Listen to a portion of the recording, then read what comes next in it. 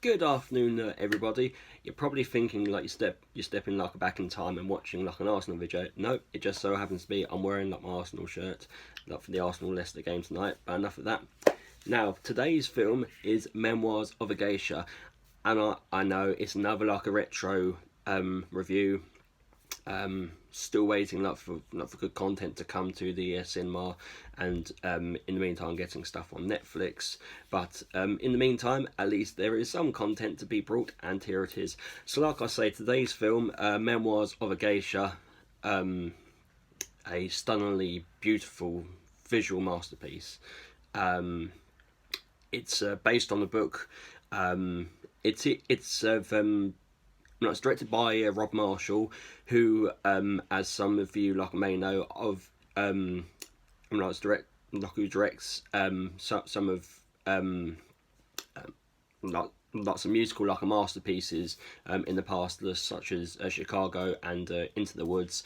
So you're sort of thinking strange territory, a very heavy melodrama from a man like who usually does lively contemporary musicals, but such as his brilliant direction, he has created this. And it's also produced by Steven Spielberg, which I did not know. I was aware that Rob Marshall directed. I wasn't aware that Steven Spielberg produced it, which is brilliant. Like a little fact, like when it came out in 2006. Geisha was up for Best Picture alongside Steven Spielberg's directed film Munich. So Steven Spielberg could have come away very happy like that night, but unfortunately he didn't, as both films lost out to Crash. Another like a brilliant film, but that's another film like for another time. This film has such a pragmatic cast, Asian like as you would expect. Some of like the biggest names like in Asian cinema in the past 20 to 30 years like is in this film, like the likes of Zhang, Michelle Yeoh, Ken Wan-tanbi, Gong Li,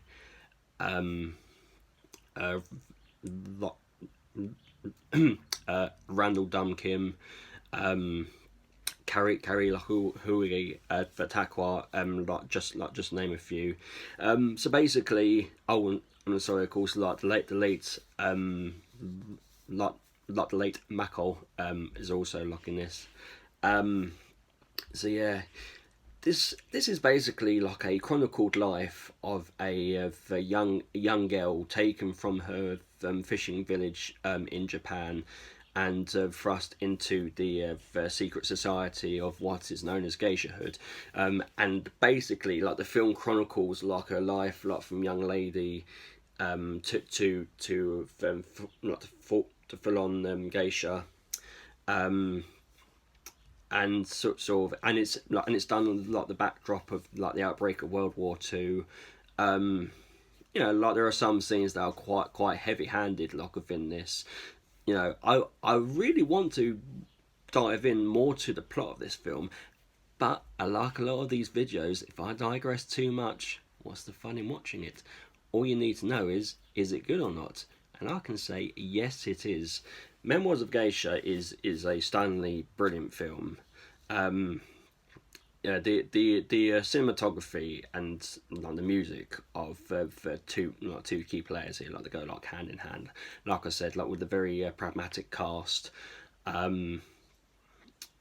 think it's very like of underrated. Like, if I'm completely honest, like not a lot of people like bring it up in conversation, not only in terms of great epic films, but in great epic films of Asian cinema, and of course. It's not like a full on like of Asian cinema in terms of it's just like in like the Asian language. It is like in English, but in terms of the worldwide appeal, it is very much still like an Asian cinema film. I think quite practically one of the reasons why like it's not as revered is because it's like one of the production companies was Miramax, which at one point was owned and run by the now disgraced Harvey Weinstein. But not enough about that cretin. Yeah. But still, it is like a magnificent film. Like I urge like if anyone like to go out like and watch it like on DVD or Blu-ray like or even streaming. It really is one of those most.